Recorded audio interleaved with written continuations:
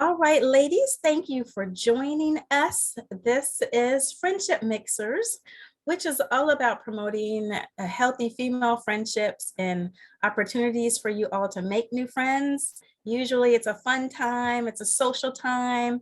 However, tonight we have a very serious topic. I don't know about you guys, but in light of all of the mass shootings that we've been having across our country, I have been on high alert. Every time I'm somewhere, I work at a university, so every time I'm at work, I go to a church that's fairly large, Black church. I also attend live music events around the city. So whenever I'm anywhere, I'm kind of, looking around to make sure I don't see anything that looks suspect. If I hear any loud bangs, I'm looking to make sure everything is kosher. So I wanted to invite a friend of mine. Melvin is actually from a church that I used to belong to years ago. And even though I hadn't seen him in many, many years, I knew that he was in law enforcement. And let me just show you a little bit about Melvin McGuire. Hold on. I I told him that I found this online from the Long Beach Police Department. Let me hide the panel. There we go. All right, Long Beach Police Department Commander Melvin McGuire. He started with Long Beach Police Department in 1997. So he has a very extensive background, was promoted several times, as you can see here. And he actually has been doing the active shooter response for many, many years, over 24 years, I believe it is. He's done it for both first responders and civilians, which is what we are. So it's called ASR, Active Shooter Response. He recently retired, like within the last 60 days. He's been married to his beautiful wife, Gigi, for over 25 years. We want to thank you for joining us tonight, Melvin McGuire. We are going to turn it over to you to give us some information, some tips, some survive. This information can actually save our lives. So we are very excited to hear from you, and I am going to turn it over to Melvin McGuire. Okay, thank you. A couple of things. First of all, can everybody hear me okay? You can hear me just okay. Secondly, can you see me okay? I have this light here. All right, it can be brighter, but I'm not trying to burn myself out. That's as bright as it gets, and it's too much. I'm good. Okay. I wanna fix a couple things before I get in trouble. My wife and I have been married for 31 years, which is my mother-in-law would say is a long time to be married to the same Black man. So 31 years. My wife and I met in college, and we've been together a long time. We have one daughter. She's a senior at University of Southern California. She's getting ready to graduate in December. And I mention that because all through her school career, I've been teaching active shooter response to both civilians and law enforcement. Obviously, this is based for civilians. So here's something that I didn't know about this group. I thought you guys were all in the same place, and clearly you are not. So that's interesting. All right, so here's what I'm gonna do. I have some notes. I'm gonna run through them really, really quickly. And then I'd like to spend the rest of the time, I'd like to spend as much time as possible answering questions. I'll let you know if I can answer your question. If it's something that's really, really specific, I may not be able to answer it. So here we go. Active shooter response. So how many of you guys have ever flown on an airplane, a commercial airliner? Just, we all have, okay. Has anybody actually been in flight and the oxygen mask drop in front of you? But we all know what we're supposed to do when that happens, right? You put the mask on yourself, you help other people, and then they tell you that even though the bag doesn't inflate, the oxygen is flowing, and they give you that last ridiculous instruction to breathe normally. And I always say that if my mask drops, my mask is going to inflate because I'm going to be breathing not normal. I just flew to Georgia and back a couple weeks ago, and I'm not a big fan of turbulence, but I pay attention during the safety briefs. My point is, we talk about what to do in the event of an emergency on a plane every single time you get on a flight. And the safest form of travel in the United States of America is commercial airliners. The safest form of travel, every time you get on, they remind you what to do in the event of an emergency because it is federally mandated. So when we talk about mass shootings, for some reason as a nation, we really haven't adopted the idea that we need to train people what to do when this happens. And notice I said when, because when I train, it really is about mindset. So we want to talk about if, we want to talk about when. None of us wants this to happen, right? But when it happens around you, you need to know what to do. So we train because we want to have a response and not a reaction. And I use this example in my class. If I walk up to somebody and just slap them, they're going to have a reaction because they don't expect to get slapped. And because I don't know what their reaction is going to be, I don't slap them. But if I say to them, Lisa, I'm going to walk over you and slap you. And as I get closer and I pull my hand back, you're probably going to put your hand up and you're going to do something, right? Because you don't want to get slapped. So now instead of a reaction, you're going to have a response. And because I don't know what your self-defense level is or what your skill set is, your mindset, I'm still not going to slap you. But I use it to illustrate what we want here is a response and not a reaction. So we want to think about these things ahead of time so that when it happens, we already have a plan. So some of the things you're going to hear me say, once the gun goes off, the rules change. We all do everything we can to prevent these types of violence, acts of violence from happening. But after all the intervention and prevention techniques don't work, and once that gun goes off, the rules change.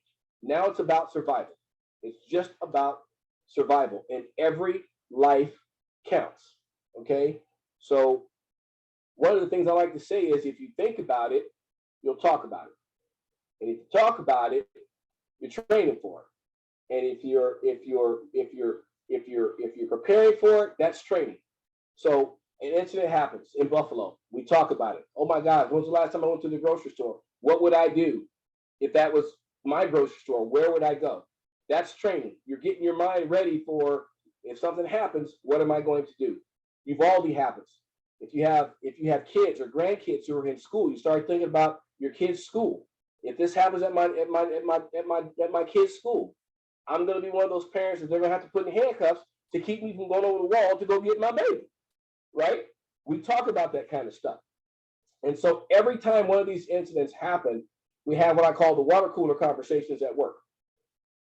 Did you hear about this? And then you ask yourself, what would we do, right? So that is training. It's not formal training, but it's training. So the other thing I would tell you is that you bring your life experiences to these events. You are who you are. You're not going to turn into some superhero. You're not going to turn into some superwoman. We always say, well, I'll rise to the occasion. No, you won't. In law enforcement, we understand under stress, and especially under high stress, you will not rise to the occasion. You will sink to your lowest level of training. And studies have proven this over and over and over again. We celebrate that trait in sports for people who can perform under pressure. You see guys shoot free throws in the gym and they can make 200 of them in a row. You put them in a stadium with 20,000 people yelling and screaming, and all of a sudden they turn to Shaquille O'Neal and they might make 1 out of 2, they might not. So the reason that we train is so that we will have a response, muscle memory. We don't have to think about it. So I'll put it this way. When I was in high school, I played baseball and tennis. And if you watch tennis, when someone's getting ready to receive a serve, you see them kind of jumping around. And as the ball goes up, they kind of jump and they want to land on their feet just about the same time the person hits the ball. And they do that so they can react and go forward, backwards, left, or right. You don't see them standing there flat-footed, because if they're standing there flat-footed, half the serves are hit. They're never gonna catch. So this type of training mentally is you getting ready to receive that serve. It's you kind of keeping your feet moving so that when the boom, when the bang happens, you don't sit there and go, what was that? Was that a gunshot? It shouldn't have been a gunshot. Why would somebody be shooting in here? And while you're having this mental conversation, that's the equivalent of you standing flat-footed and the ball is being served. So I'm not trying to make you paranoid. I'm going to give you some information that will help you have a realistic view of these events, and I'll do that now. So Keisha mentioned mass shootings, active shooter. I call it active shooter training because a mass shooting has a specific definition. Currently, the definition is 4 people have to die. Four people have to die in order for it to be labeled a mass shooting by the FBI, and they kind of keep track of those things. If anybody remembers the North Hollywood shootout with the bank robbers shooting thousands of rounds and the LAPD showing up and shooting rounds, nobody died in that incident. So technically, that wasn't considered a mass shooting. I lived in the area at the time. I considered it a mass shooting. That was bananas. But by definition, it's not a mass shooting. So I call this active shooter. And basically, whenever somebody is actively shooting or killing or trying to injure somebody, that's what we're talking about. So the FBI tells us some things about active shooters that you need to know. 98% of the shooters are male. It's usually a man. Very, very, very rare that an active shooter is a woman. So when you're doing threat assessments and trying to figure out who do I need to be concerned about, 98% of the time, it's going to be a male. 95 to 96% of the time, the person acts alone. 19 out of 20 times, it's just one shooter. Typically, when it's 2 shooters or more, that's when you start thinking about terrorists. That's when you start thinking about larger scale things. And when the gun's going off and the bullets are flying, none of that matters. Why they're shooting, who they're shooting, none of that matters. All that matters is that somebody's shooting and they're not supposed to be. Why it's important that you understand that most of the time it's one shooter, because if you know where the shooter is, the chances of you getting away are better. And if you know where the shooter is, you probably have identified the only person who's going to be doing any shooting that's not a quote unquote good guy. There is no profile. There is no established profile of an active shooter. The only thing that they all have in common is that they believe that taking this action, which I would by definition call crazy, to shoot a bunch of innocent people, they think that this is a reasonable response to whatever it is that they're upset about. Most active shooters do not happen in schools. Most active shooter incidents actually occur in the workplace. So one of the things we talk about is being kind to your coworkers. A lot of active shooters are domestic violence related. They start out as domestic violence incidents where one party has been hurt, grieved, rejected, whatever, and maybe they got kicked out of the house, or maybe the person is living someplace else and they don't know how to find them, but they know that person has to go to work, and so they show up at their job, and then you become a part of that whole scenario where you get caught up in somebody else's baby mama drama or whatever. There are normally red flags, and when these incidents are over and we debrief them, we always find that there were red flags, whether it's social media, they said something to somebody, they've had a list of grievances that have gone on for a long time that they felt like were not adequately addressed, so they feel like they have to take matters into their own hands. And most of these incidents are not impulsive. People don't just snap. It's kind of like suicide. Suicide is typically not an impulsive act. Usually people have thought about it for a while, thought about ways, thought about a plan, convinced themselves that this is the way to go, and then they carry out their activity. Mental health, at least diagnosed mental health, normally not a factor. Most of the people who commit these acts have never been diagnosed with mental illness. I would say they're all crazy because I think it's an overreaction to whatever it is that they feel aggrieved about, but that's just me. Criminal history, not a factor. One of the things that happens whenever these things happen, they always stick a microphone in somebody's face and they go, "This is a quiet neighborhood. This is a great community. This is that." I never thought it would happen here. And I always want to say, well, where did you think it was going to happen? But it's not about places. It's about people. these incidents happen where there are people who feel like this is an appropriate response to whatever their situation is. And the last thing is that most of these incidents are over within 4 or 5 minutes. Most of the shooting is done in the first few minutes. Now, nationally, as of 2021, whenever there was an active shooter, the average police response in the United States was 3 minutes. And what I tell people is, if you can keep yourself alive for 3 minutes, the good guys with the guns will show up.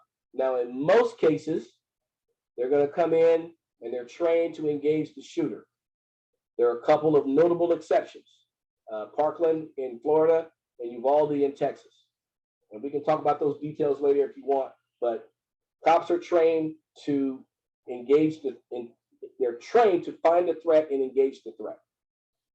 What that means is you are not their priority. Stopping the threat is their priority.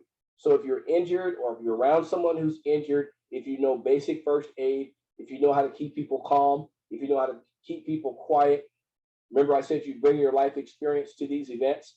If you know basic first aid, you're not going to forget it in the event of an active shooter or any other kind of emergency. You're going to need it. So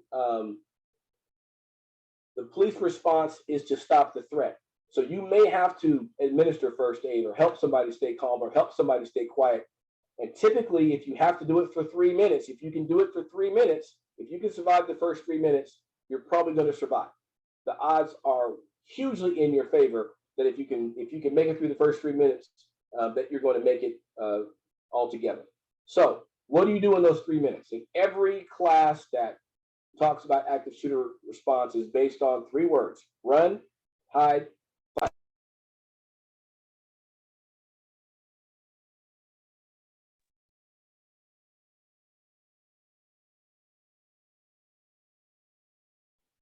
Okay, you're muted. I'm sorry. Okay, there you go. I'm back. Okay. I hit something on my keyboard. Okay, so run, hide, fight. So my class is run, hide, fight on steroids. So let's talk about run.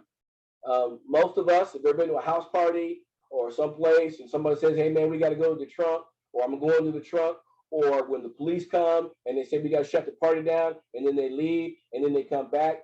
Usually that's a sign that something bad has happened. And the way I grew up, as soon as the first person got their shoe stepped on, as soon as the first fight broke out, it was time for me to go. Right? It's time for me to go. I don't stick around to find out what's going on. If I hear a bang, a boom, something that sounds like it could be fireworks or gunshots, I'm out. Okay? So when I say run, I'm going to say it this way: run and keep on running. Get as far away from that place as you safely can. And then when you feel safe, you can call 911. Okay? I do not recommend calling 911 while you're running. I don't recommend calling 911 if you can get away. If you can get away, get away. And call 911 from a distance when you are safe. I'll say it this way: bullets tend to travel in a straight line. So if you know where the shooter's in this building. What I want to do is get outside of that building and hit at least one corner. I don't want to run away in a straight line. I want to run and I want to turn corner. I want to put a building, a house, a car. I want to put something large between me and where I believe the threat is. And so that's running. Get out. If you can get out, get out. This fascination that people have with videotaping stuff on their cell phones, as a retired police officer, I don't understand it. I didn't understand it when I worked. I'm going to these calls. I'm going to engage people. It never occurred to me, well, let's videotape this.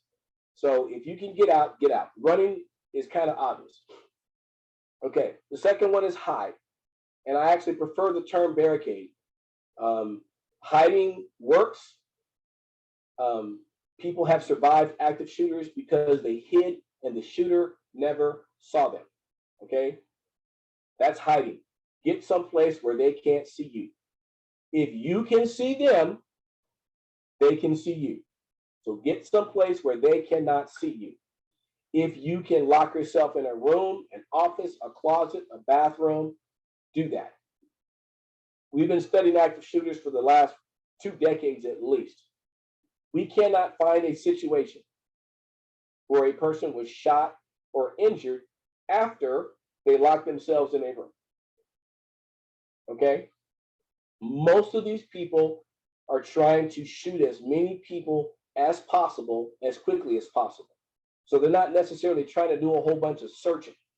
They're going to shoot what they can see. And so if they can't see you, and this is what I say, if you can't be seen, I'm not going to say you can't be shot, because bullets will pass through some things, but you can't be targeted if you can't be seen. So if you can hide, get someplace where they can't see you, and then get you someplace, hopefully, that locks. So when you're at work, especially at work, it's good to know which rooms, offices, bathrooms, closets, etc., which doors lock and which ones don't. Now, when you barricade yourself, lock the door, put something heavy in front of the door. If the door opens out, like if you're in a school doors open out. They're designed to open out in case of fire so that you can push out and get out of the classroom. So it's hard to barricade a door that opens out. You can go online and see some really simple techniques of how you can keep those types of doors secure. But regardless of where you go and hide, if you can barricade it, barricade it. Even if the door opens out, if you have time to stack stuff in front of the door, it's just going to make it more difficult for someone to get in there and get through that to get to you. 3 things you need to think about once you're barricaded. 1, how else can I get out of here? Is there a window that I can break or open and escape? Is there another door? So you always want to think about, if I have to leave this place, is there another way I can get out? Secondly, if I have to be here for a long time, remember, you're not the police's first priority. If I have to be here for a long time, especially if you're in an office environment and there's several people in the room, right? Let's say you lock yourself in a conference room. 1, can we be quiet? And what steps are you willing to take to make sure everyone's quiet? Because if someone's freaking out, they could give away your position. So you may have to do the whole, right? Or the whole, I'd rather somebody wake up after the fact with a bump on their head than none of us wake up because you were screaming and couldn't control yourself. So you want to think about, how else can I get out of here? How long do I have to be here? And this is where calling 911 helps, because you can call 911 and you can just leave your phone on so they can hear what's going on in the room. If you can whisper, then you can whisper. If you have the ability to text 911 on your phone, and most jurisdictions in bigger cities have it, you can text and you can stay in touch with the 911 operator that way. So how else can I get out of here? How long do I have to be here, right? And then the third thing is, how can I defend this space? How can I defend this space? And this ties into the third word, which is fight. If at the last resort, if you have to fight, then you fight. And this is what I tell people. You're fighting for your life. There are no rules. Cheating is encouraged, right? If you're in a room with several people and there's only one way in through that door, and you know the person, they come in, they have to come through that door. As soon as that door opens and it's somebody you don't know, you should have a plan in place. Everybody attack them right when they come through the door. Fire extinguishers, scissors, knives, computer cables and cords make very good whipping instruments. Tie people up. You can choke folks if you need to. Anything that's glass, picture frames, windows, dishware, those things, you can break them. You can make sharp instruments and you can start slicing and dicing. And I'm not telling you what to do, but this person has come into your space and is killing innocent people. No one's going to judge you if you use excessive force. You want to make sure that they can't hurt you or anybody else. I can't tell you what that looks like. So if you hit them over the head with a chair one time too many, when you go to court, just say, hey, I'm not a doctor, right? I'm not a doctor. I just wanted to make sure he couldn't hurt anybody else. So when you're in your workspace, look around, think about, what could I use as a weapon? Fire extinguishers are great if you have one, because if you can blast that stuff in somebody's face, it's designed to suck the oxygen out of the air. That's how it puts fires out. So then all of a sudden the person can't breathe. And then when that gets done, you have a metal container that you can whack somebody with. And don't hit them in the hand. Don't try to knock the gun out their hand. Hit them upside the head, right? And when I was in high school, they had a cheer. Whomp them, side of their head.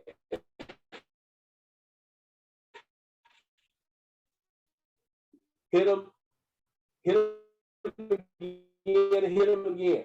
So if you look around, you have a group of people, then by all means, don't do like the karate movies and one person fight the guy at a time and lose. Everybody get them all at the same time, okay?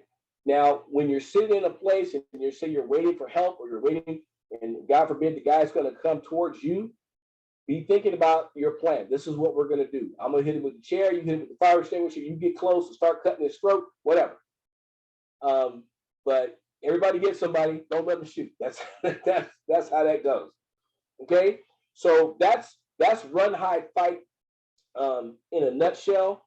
I will tell you, and I like talking to women about this particular subject, because one of the things I say is you always want to be a good witness, and women have a unique skill set because you guys are already used to paying attention to detail. You go to a club, you go to a party, you go to a social event, and hairstyle, but they're wearing shoes, all those things that men tend to overlook. Women are the ones who notice that the first, oh, you got a new haircut, or you dyed your hair, or you have new glasses. Oh, that's a new shade of nail polish, right? You're already used to paying attention to details. In an emergency situation, that skill set does not go away. But you want to be a good witness from a place of safety. So if you can get Uh-oh. Can you guys still hear him? Get away. If you can't get away, think about how. I think are you having any internet issues? I have to be here. Fading out. Oh, it's buffering. No rules. Okay, I heard you say there are no rules. Can you guys hear him? Keep going, Melvin. I'm sorry. I think we lost you for just a second, but you're back. Go ahead. Right. Okay, so I'm looking at my notes. I'll share this one funny thing. I think it's funny. I cannot hear what you're saying, but if you're asking for questions, I have a question about what if you're in an open space? I'm sorry. Okay. Can you hear me? That's okay. Legit. Yes. Like live music. Yeah. If you're in an open space, the first thing you're probably going to do is hit the ground, right? It's instinctual to make yourself as small a target as possible. Barring that, take it from someone who used to shoot for a living, a moving target is harder to hit than a stationary target.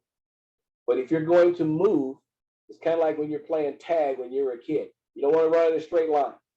You want to run and zigzag, start, stop, get low. I mean, you want to, and you want to try to get from where you are to someplace safe, right? You don't want to run 100 yards across an open field if you can run 20 yards and get behind a brick wall, okay, or hide behind a tree.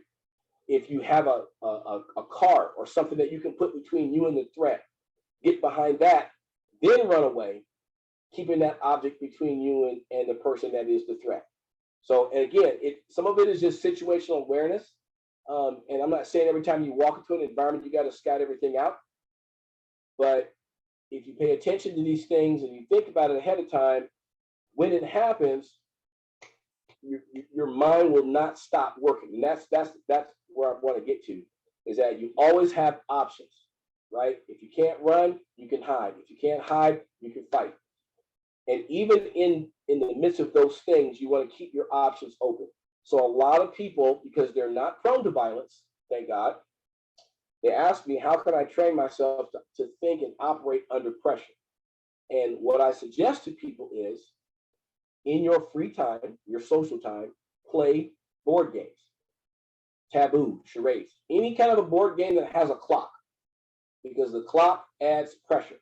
If you think about playing charades or taboo, the clock is ticking down, you're given a clue, your partner's not getting the clue, and you have to keep thinking and think of another way to get the same thing done. And the more you do it, the better you'll get at it. It's just a skill set. It's muscle memory. So now when you get into a critical or emergency situation, your brain has been trained to think and keep thinking, keep thinking, keep thinking, keep thinking, right? You've all heard of fight or flight. And the third response is freeze. If you're a freezer, we need to get that out of you, right? So you don't want to freeze. You want to, if you can run, you want to run. But regardless, you want your mind to start thinking and not stop thinking. Great. Okay. My second question, well, a follow-up to that, if you're out and about, because I'm always at outdoor events, lots of people there. I was at the park last night with live music. Your first instinct might be to try to run to your car, but based on what you said earlier, it's just best to just keep running and get as far away from the actual location as you can on foot, and not try to get into your car or hop into anyone else's car that might be pulling off. Yes, and we see this a lot with schools, because schools have emergency response plans, and their response plans are written that in the event of emergency, take your kids to the park. And I always ask the question, what if the shooter is in the park? Right? So in that case, you want to get away from the threat. If you can get back to your car, you got to go around the block to do it, fine. But you want to get away, right? You want to, if you can't get away, then I want to hide. So is there something I can hide behind with this person? Well, how fast can I excite, and then I can get my boogie on and get away? And that's what I mean. If you just keep thinking, just keep thinking, just keep thinking. So I see there are questions in the chat, and I've kind of come to the end of my little quick notes. So, okay, someone said, what kind of games did you say are good? Any kind of board game that has a timer. One of the timer things. One of the other questions is really about the mindset of the shooter. The person was asking, do they actually go to these types of trainings to find out what people are going to do to get away? And I would think that they probably study cop shows and all kinds of things like that to see what the response would be and how to take out as many people as possible, right? Okay, so this happens a lot with schools, because like, well, if you tell us what to do, then the person's gonna know what we're gonna do. And this is what I would say. One shooter cannot kill 800 kids in a school, right? He might be able to get to a classroom, and this is why you'll see, and we've seen instances where shooters are going to a classroom and they'll barricade the classroom, or they'll lock the doors to a building so that people can't get in or out. And that does happen on occasion. It happened recently in Laguna Beach at the church. It does happen on occasion. It happened at Virginia Tech. It happened with the Amish kids in their school, where the guy locked himself into the classroom with the kids, and the police had to break in to get to him. It does happen.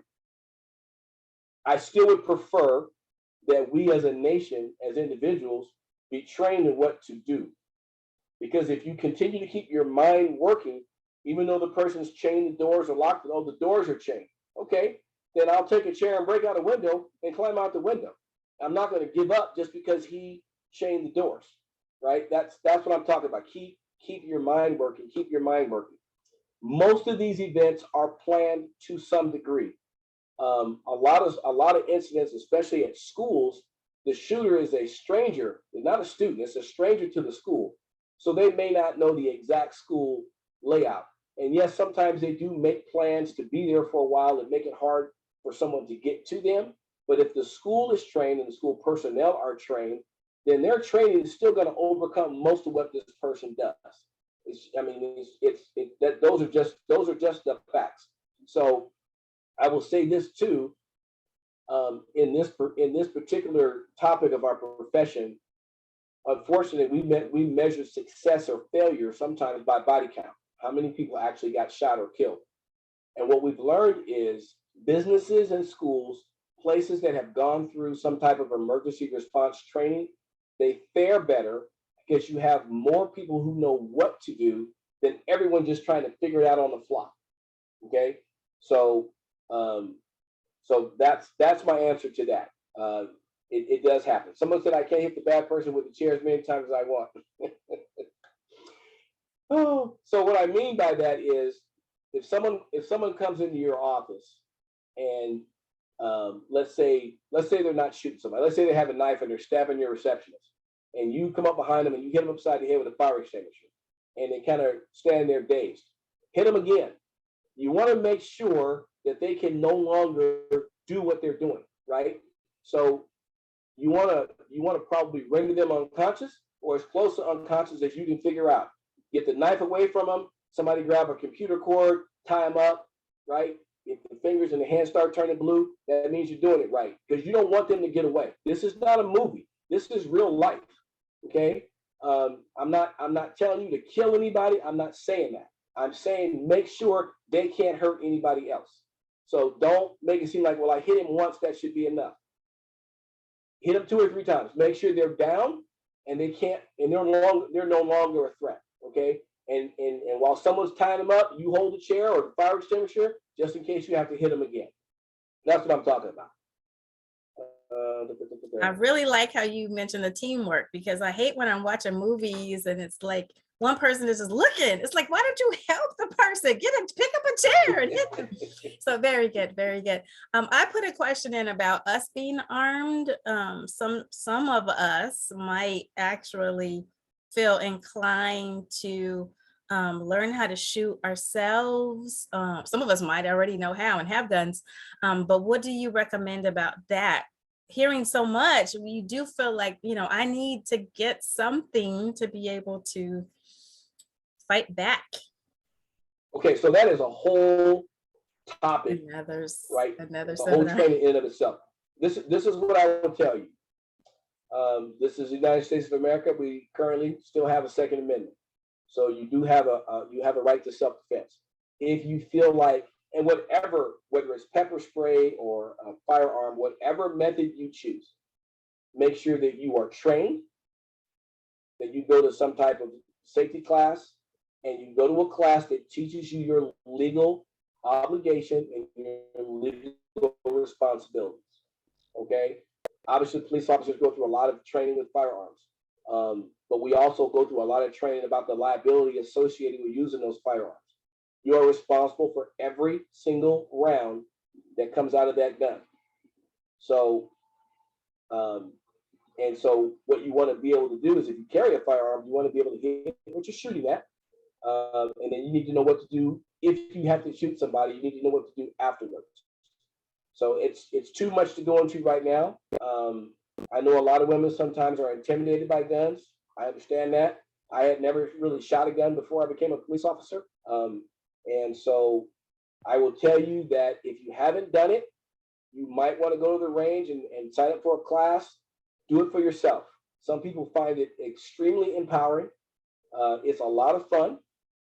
I took my daughter when she was 20. I took her to the police academy range, and my range instructors taught her how to shoot, and she had a blast.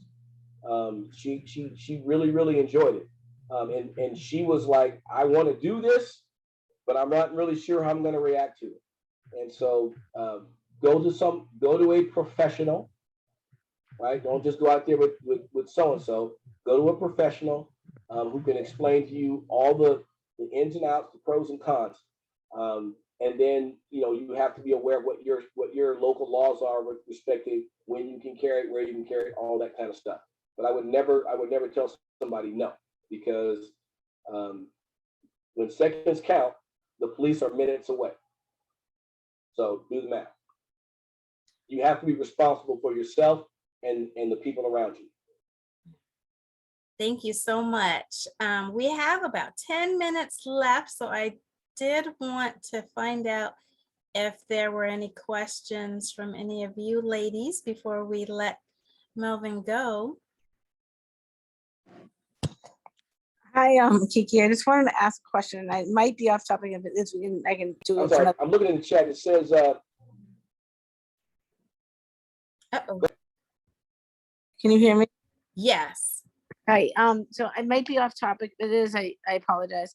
So what happens if a person's like involved with someone that's like military status and they use that military status to get away with things, like make these threats or make you feel intimidated, and every time you go and say, hey, I don't like the way you're making me feel, very uncomfortable. Like I found out like this months ago, I'm fine now, but the person was hiding in like an automatic in my basement and I did not know he was hiding it.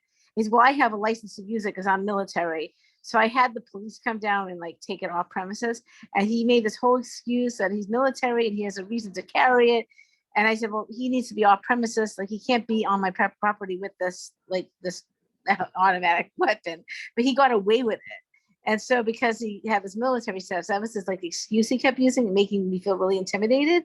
How do you like, I don't know, be really better informed about it? Because it just really makes me very, like for like months, he made me feel so uncomfortable. Like I have military status, I can carry whatever I want. But I'm glad you went to the police. You got it out of there. So good for you. I did, but it was really scary for like 4 or 5 months. It was just all about him talking about militia and I'm shoot to kill and I have no problem killing anybody. And I'm like, whoa, this is really intense. And it just made me feel so uncomfortable. Like I don't really understand like I know that I contacted the right authorities to bring it up, but it was really intimidating to feel like that. Like I felt very like overpowered by him and really threatened by it. So how, I mean, I'm assuming I mean, I'm fine now, I'm safe now, but it took a long time for me to get that gumption to say, this is not okay. I feel really uncomfortable. And it was only because I was in my basement and I found it. And had I not known, like, had I not seen it, I wouldn't have acted, but I had no idea I found out he was carrying a knife in his backpack in my house, like a sword, almost like a sword weapon.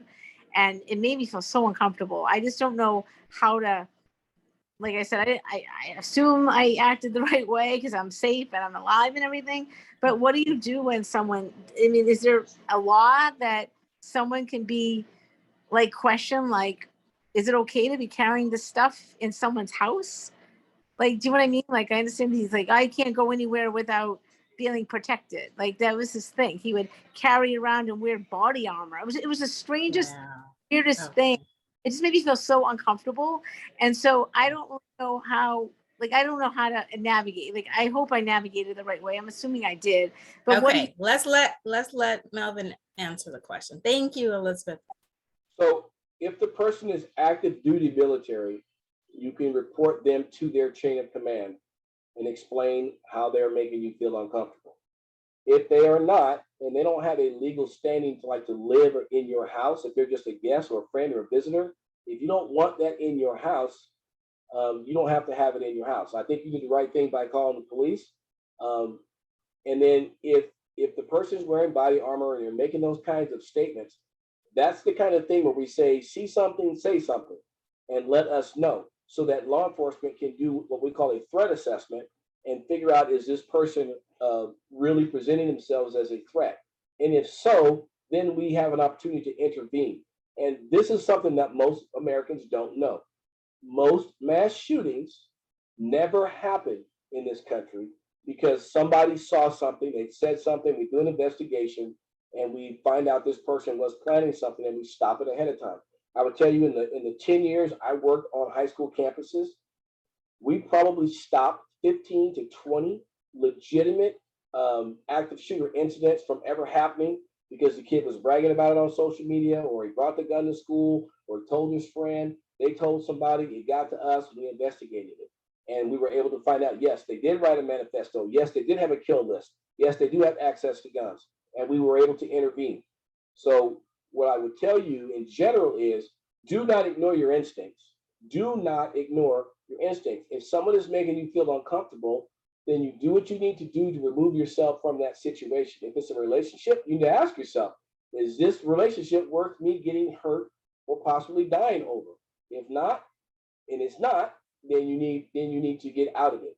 And don't be afraid to call the police and say, hey, this is the situation that I'm in. I just want to make sure that he's following the law, that I'm following the law. Okay, so I think you did handle it right. If he's active duty, I would reach out to his chain of command because I know our military does not want the people walking around making those kind of statements and making people feel uncomfortable. Thank you. Thanks, Elizabeth. Anybody else? I think I see one question, but it seems like it's more of an EMT question, or what the ambulance. It says, can we there tie was something computer about cables? using, Computer cables. So that's essentially, they're asking about a tourniquet. If you know basic first aid, a computer cable is something that you could use as a tourniquet to cut off blood flow. I'm not saying just because someone's bleeding to use a computer cable to make a tourniquet. If you have basic first aid, you understand when a tourniquet is necessary. But yes, computer cables could be used for something like that. And again, it's kind of thinking outside the box. It's using your everyday experience, recognizing, hey, we need something to tie this up really tight. And you're looking for gauze, you're looking for bandage. It's like, no one's wearing a belt, but you have electrical cables and computer cables all over the place, right? That you could use to tie something off, or to tie somebody up, or use it to secure a door, right? I'm gonna tie this door so that they can't pull the door open. So great question. Yes, you could, if you know what you're doing. Okay, any other questions, ladies? You have the opportunity. Linda? Yeah, I just asked in the chat, and I'm sorry if I missed it, because I was interested in taking self-defense classes, and I just wanted to make sure, I had asked if the best way is like contacting like my local police department, or what's a good way to find out, that I could get proper training. So I would start with the police department. A lot of police departments, depending on how big they are, what kind of resources they have, probably don't sponsor self-defense classes for civilians. But there are self-defense classes taught all over. So this is where the internet, Yelp, those kinds of things come into play. Word of mouth, talk to your friends, read reviews. But I would start with your local police department and ask them if they may not recommend a particular place, but they could recommend where you might start. And again, all that really is about building self-confidence and giving yourself the belief that you can survive and feel like, okay, I've got options here. So great, it's a great idea. Everyone may not be able to do karate, but there are other things that you can do. And even again, if you carry pepper spray, there are things that you should know about pepper spray. And so, all those classes are going to be helpful. Anything that you can do to give yourself more options is a good idea. I'm glad you said that about pepper spray, because someone gave me some pepper spray and I keep it in my glove compartment, but I don't even know if that's a good place. It gets so hot. I don't even know if I should be keeping it in the car, and I don't know how to use it. Hopefully I'll never need to. So I stopped carrying pepper spray when I was a police officer, when they gave me a taser. And I do know that there are civilian tasers that are available. They're expensive. They're very effective when used properly. But again, there's liability and legal obligations associated with them. So if pepper spray is the same way. So pepper spray and civilian tasers are basically designed to buy you time so that you can get away. Right. So if, say, so 6 of us are locked in a room and this dude busts in and somebody's got pepper spray, shooting him in the face with pepper spray along with the fire extinguisher is a great idea. And again, we're gonna, our goal is to neutralize the threat. So we shoot him with pepper spray, fire extinguisher, whatever, and then we can tie him up or subdue him, and then we're gonna get out. Then that's great. But you just need to understand, we're talking about active shooter response, but all these things are gonna work. If someone's trying to mug you, if you're walking to your car, you don't feel safe. And you get your car keys out, and maybe you put the keys in between your fingers in case you got to start scratching. You get on the cell phone, you make eye contact with the person, let them know, hey, I'm calling the police, or you start talking to your imaginary friend and start describing the person who is following you, so they think that you're calling the police. All these things are little things that you can do to kind of turn the odds in your favor. And this is what I will say about active shooter events. Most people survive.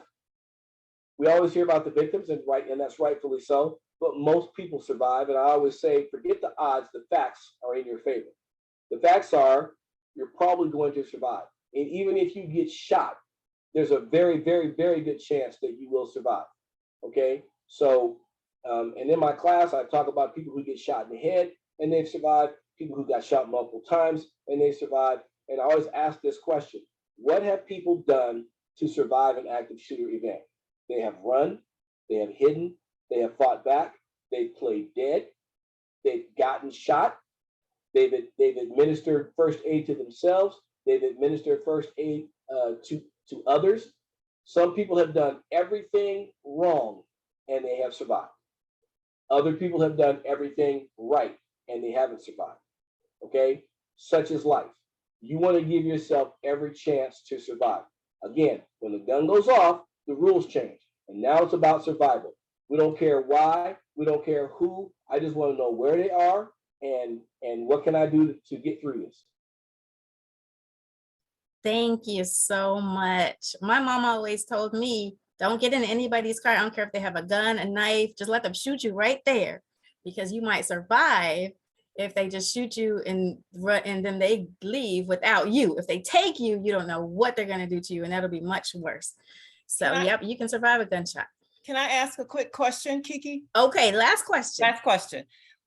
Thank you. Would you recommend, if you're with someone in a situation and you guys get split up, would you recommend, say it's your child, that you try to go back and find them? Or would you recommend just getting out of there? I don't know. I'll say this about mothers. I don't know many mothers or fathers. They're going to leave their child, right? And this might be a conversation that you need to have with your child ahead of time. Not necessarily about an active shooter, but when daddy said, like I used to teach my daughter when she was really, really young, if daddy says threat, she was supposed to be attached to my left hip. Threat. And she's attached to my left hip because my gun is on my right hip. And I would tell her, now you attach yourself to my left hip and then you do whatever daddy tells you to do. If I tell you to run to the car, you run to the car. If I tell you to stay where you are, you stay where you are. So some of this is just, I don't want to call it basic obedience, but it is basic obedience, common sense. In the emergency is not the time to find out that your kid doesn't like to listen. So if you're with somebody and every time you go out, you shouldn't have to come up with a plan. If it's a grown person, if they're an adult and you guys get split up, it's about survival, right? It's about survival. So you'll have to make those decisions for yourself about who that person is and what the risk is. And this is the other thing I know. When there's a group of people and just one person knows what to do, the odds of that group surviving go way, way up. You just need one person who knows what to do. So in that situation, Teresa, if I can call you Teresa, you take care of Teresa. If it's your child, I'm never going to tell you not to go get your child because you're going to go get your child. Now, if your child is grown, okay. I get it. We got to have these conversations with our kids or with our significant other or whoever. If something happens, let's meet at the car. If we get separated, let's meet such and such a place. Have a plan, like you said. I'm glad you also mentioned the playing dead because that was going to be my last question. I know when they said hiding, it wasn't really a good idea to hide in some cases because they were just sitting ducks. And then I've heard people say, well, just lay down and pretend like you're dead. But then sometimes what if, if they're just spraying on the ground to make sure people are dead, then that wouldn't work for you either. But you did say that playing dead could possibly save you. If you're in a situation where that's all you can do, then by all means do it. It happened in Uvalde. It happened at Sandy Hook, where a little girl used her classmates' blood and smeared it all over herself and played dead. Now, that's not necessarily publicized. I'm like, those some little girls that are thinking. They're thinking about, I do not want to die, so let me play dead, right? I'm going to get this blood, And I'm gonna, hey, it happened in Las Vegas when they had the Las Vegas massacre. Same thing. So whatever you can do, just don't stop thinking, right? If you stop thinking, then you know, that's not good. And this is what I'll share this with the group, as I shared it with Kiki. As someone who's taught this for a long time, it still concerns me when our schools, in the event of an active shooter or any type of emergency response, are having their kids hide under their desks. There really isn't such thing as hiding under your desk. The desks are basically chairs with a little you know, platform. You can't really hide under them. I know why they do it, but it doesn't work. So if you have a child in school and that's part of the emergency response plan, I would encourage you to diplomatically ask the principal or whoever, hey, when was the last time we had this plan looked at? Because kids feel safer when they're together, and the teacher feels like they're in control when they know where everybody is. But in an active shooter event, it's about survival. And those types of things, hugging all the kids together, or you making sure you know where they all are, doesn't necessarily work in their favor. Little kids can't run very far, and they can't run very fast. They can't fight anybody but each other. But they can hide some everywhere, in closets, in bathrooms, in cabinets. You can hide kids in places where adults wouldn't think to look, because they're looking for people, and they're not thinking, I would, you know, I'm going to look under the sink, because I would crawl under the sink. But you might really get 2 or 3 kids under a sink, or in the bathroom, or in a cabinet, or in a closet. So it's like any other kind of emergency planning. If you talk about these things ahead of time, come up with a simple plan. This is my other training mantra. Even a bad plan is better than no plan at all. Because if you start to put a bad plan into motion and realize, oh, this isn't going to work, at least you're in motion. And that takes us back to the tennis serve analogy, where even if you start going the wrong way, you can stop and go back the other way faster than if you're flat-footed and you're thinking, oh, I need to go to the right. And by the time your body reacts and you go to the right, you're behind the 8 ball. Okay, so even a bad plan is better than no plan at all. If your first plan is to run and you realize, oh, run, this is not good. All right, let me find some place to hide. Okay, now I'm hidden. Oh, this ain't no good either. Okay, now I may have to play dead, right? I may have to crawl. I may have to grab something, and if he comes close, this is what I'm going to do to defend myself. Just don't let your mind stop thinking, right? Just don't let your mind stop thinking. So those are the fundamentals. Those are the basics. Those are the foundational things. You guys ask great questions. And don't be afraid to engage your local police department in this conversation. And if they won't have it, make them have it, because they have a responsibility to provide for your safety. You need to know what they're going to do, and they need to know what you're going to do. So I did this a lot when I was on campus with all the schools I worked at. And in the last 20 years, I've done this all over the country. So the more you talk about it, the more you're planning for it. And the more you're planning for it, the better prepared you're going to be. And that's training. And it's just like getting on an airplane and going through the safety brief. Every time it happens, talk about it, check your plan, come up with new options, get yourself a new skill set, whether it's self-defense or first aid or whatever. And you're going to be better off.